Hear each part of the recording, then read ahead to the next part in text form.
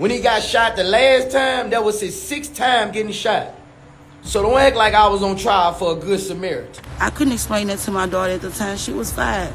You know, your uncle got killed by your daddy. Terry was a state correctional officer for over 10 years, but the circumstances made him a heroin dealer. After spending 4 long years behind bars, Terry planned to restart his life, but he never thought he would just have 12 days to cherish his freedom. He's a real gangster.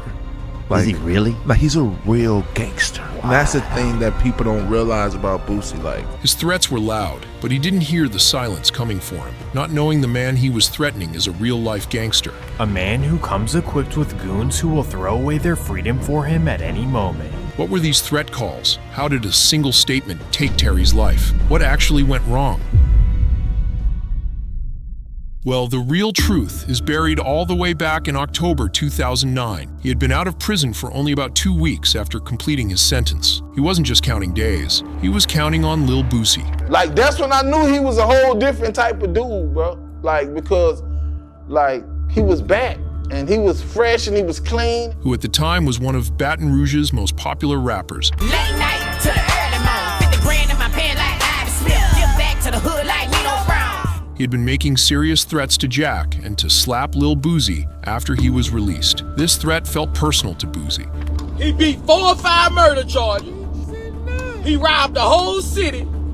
Let's keep it 100, man. But what he didn't know was that Boosie had allies on the inside. One of them was a guy named Lucas. Lucas prepared a letter notifying Boosie's camp that Terry Boyd was coming for him. Then, Boosie, being a badass, started plotting a deadly hit. Because, I mean, nothing says conflict resolution like a murder plot. On October 21st, 2009, Boosie hosted a small group of reliable associates in his home. Boosie was really scared of Terry Boyd, for real. If we keeping it a buck, we could get into some real history. There was a 17-year-old Marlo Mike and his friend who had received the warning letter, Adrian Pittman, was also present. Boosie told them all that he would supposedly pay $25,000 to have Terry Boyd killed. Boosie had to put that bag on little Terry Boyd's head. He had to get him out of here. This is all allegedly. Pittman was his loyal man. He took Marlo and Judson to Boyd's home on Vermilion Drive later that evening. Louding crept through the shadows and took his position. Then one pull of the trigger, a single shot, straight through the window, and Terry Boyd collapsed. Just like that, he was gone.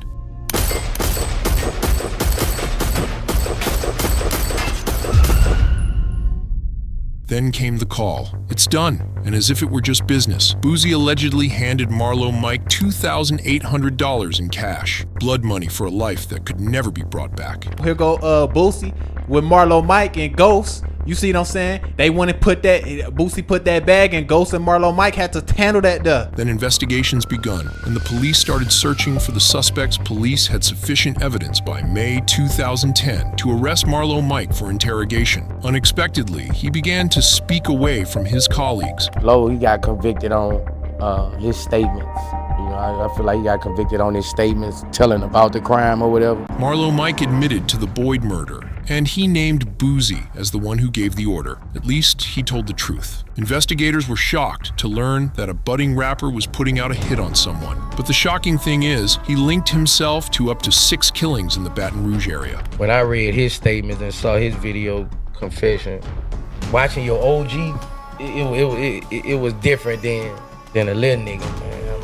So, the police and prosecution took immediate action. They raided Lil Boosie's house and arrested him. Boosie would be sentenced to life in prison if found guilty. Where I'm from, pull me up, I got 39 red. I don't give a I don't give a Soon, then the murder trial began. Well, against the rapper, who was not exactly known for keeping things low-key. On May 12th, Lil Boosie's murder trial began in Baton Rouge. Family, friends, admirers, and the media were waiting to see if the state could evaluate if the well-known rapper was a hired killer. There was a huge crowd outside the courtroom, and there was a large crowd outside of the courthouse also.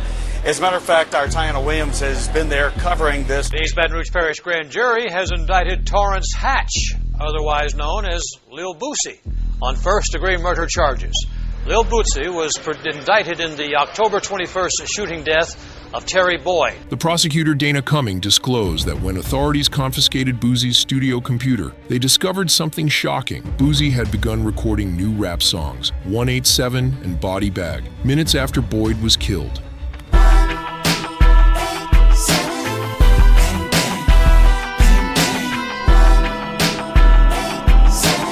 According to Cummings, the song's lyrics specifically alluded to a murder. Boosie yells, "Yo Marlo," in one, apparently referring to his hitman. He recorded Body Bag 7 minutes after the murder, rapping Rockabye Baby, which indicated someone had just been permanently put to sleep.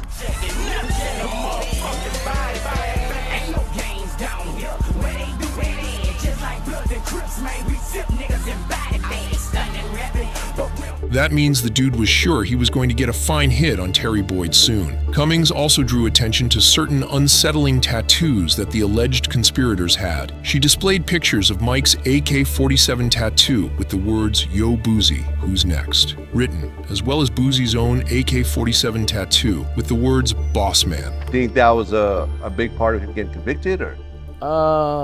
Nah.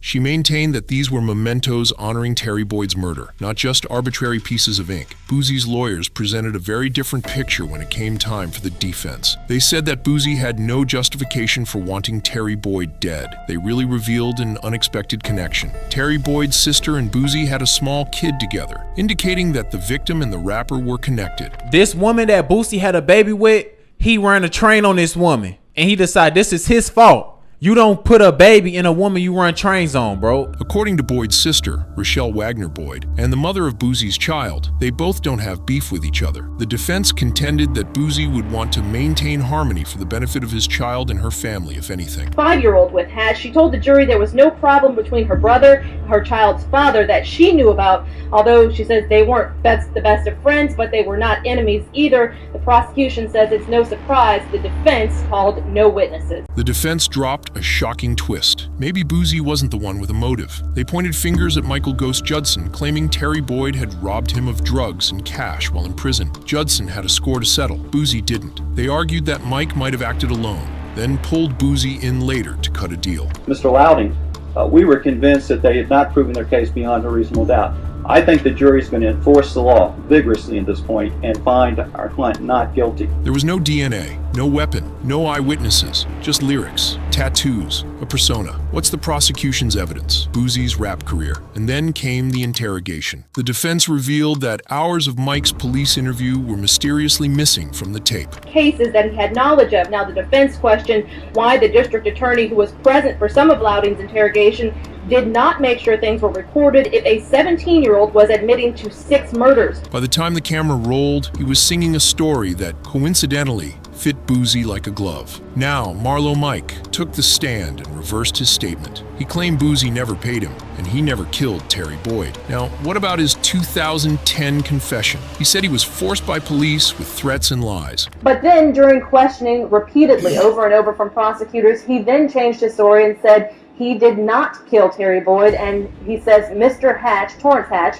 did not pay him to do so. But the prosecution wasn't done. They played a jail call in which Boosie's associate, Carvis Donkey, coached Mike to stick to the script, blame the cops. They were also told that there was no physical evidence that placed him there, but that Louding was told that by the detective who was questioning him. Prosecutor Dana Cummings fired back, "You're following Donkey's script, aren't you?" The courtroom was silent. Boosie's star witness had flipped. And just like that, the prosecution's case began to bleed. Their killer claimed he never pulled the trigger. Come on, it fired itself? After 6 days of testimony, the jury's verdict was announced on May 11th, 2012. Lil Boosie's destiny was being decided. The courtroom held its breath. Then came the words, "Not guilty." Boosie, once facing life behind bars, lowered his head and exhaled. A long, shaky breath. Tears welled up in his eyes. District Courthouse in Baton Rouge, where the jury has returned a not guilty verdict in the murder trial of Torrance Hatch, Lil Boosie. A jury of 9 women and 3 men took about an hour to come to this decision, not guilty. His mother, Connie Hatch, smiled through tears. "I knew my son was never guilty. God gets the glory." To all Boosie fans, this is Miss Hatch. I want to tell you thank you. Thank you for your prayers.